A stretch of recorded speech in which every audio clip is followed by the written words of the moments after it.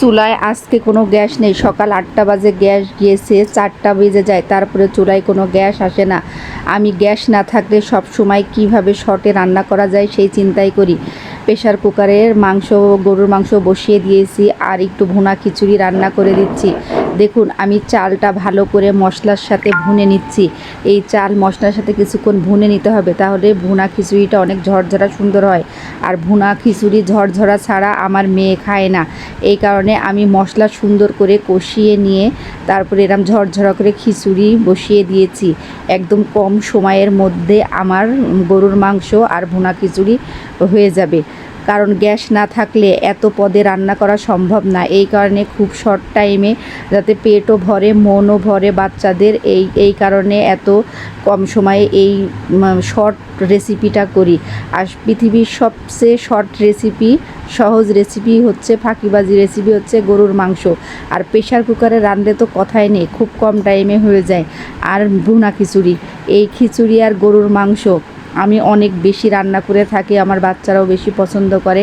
অনেক কম টাইমে হয়ে যায়, এত বেশি রান্নার ঝামেলা থাকে না। আর চুলায় গ্যাস থাকে না, রান্না কিভাবে করে খাবো? রান্না যে করব, চুলায় গ্যাস না থাকলে রান্না করব কিভাবে?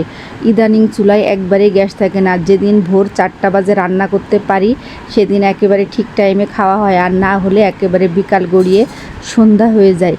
ইদানিং গ্যাসের অবস্থা খুবই খারাপ। আর স্কুল টাইম থাকলে আমি সব সময় চেষ্টা করি ভোর 4টা বাজে রান্না করতে। আর 4টা বাজে না হলে আগের দিন রাত্রে রান্না করে রাখি, আর সকালবেলা শুধু নাস্তাটা রেডি করি। আল্লাহর কি রহমত, এদিকে খিচুড়ি বসিয়েছি, আবার বাইরে দেখি অনেক বৃষ্টি হচ্ছে। এখনকার বৃষ্টি, এই রোদ এই বৃষ্টি ভালোই লাগে। ঠান্ডা ঠান্ডা ওয়েদারে খিচুড়ি খাইতেও মন্দ লাগে না। আর সব সময় চিন্তা করি কখন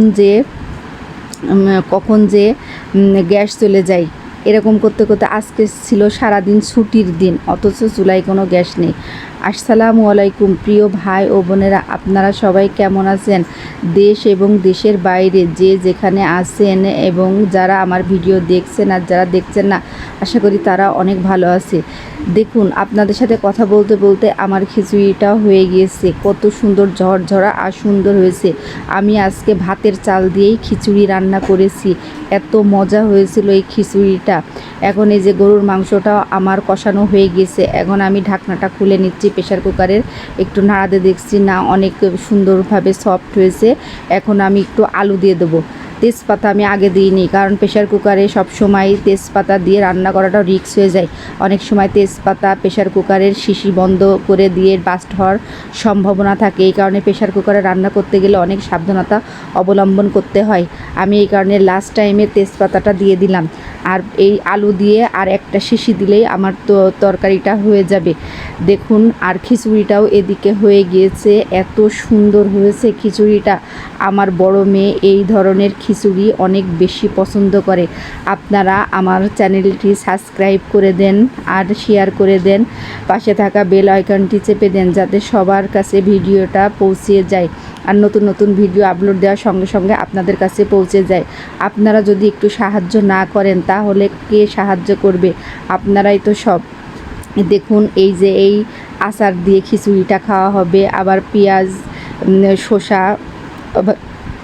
শসা আর লেবু কাঁচামরিচও কেটে নিয়েছি।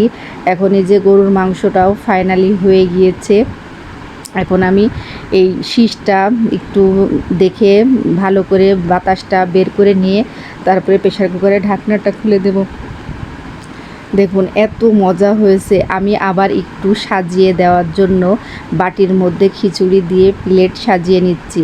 আগে তো যে রান্না করার সঙ্গে সঙ্গে খেয়ে ফেলতাম, আর এখন ভিডিও বানাই, এইটার কারণে অনেক সাজানো গোছানো লাগে না। সাজানো গোছানো না হলে হয় না, খিদায় পেট জ্বলে যায়। তারপর ছবি ফটোশ্যুট না করা পর্যন্ত আমরা খাবার খেতে পারি না। এটা একটা অভ্যাস হয়ে গিয়েছে।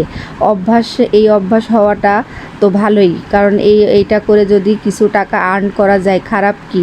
ঘরের কাজ দেখিয়ে যদি কিছু টাকা আর্ন করা যায় তাহলে ভালো না? এই যে আমি গরুর মাংসটাও হয়ে গিয়েছে, দেখেন কত সুন্দর হয়েছে। আলু দিয়ে গরুর মাংস রান্না করেছি, খিচুড়ি দিয়ে রান্না করব, তাই একটু মাখা মাখা ঝোল রেখেছি। আর গরুর মাংস আলু ছাড়া তো আমার মেয়েরা খাবেই না। আল্লাহ হাফেজ।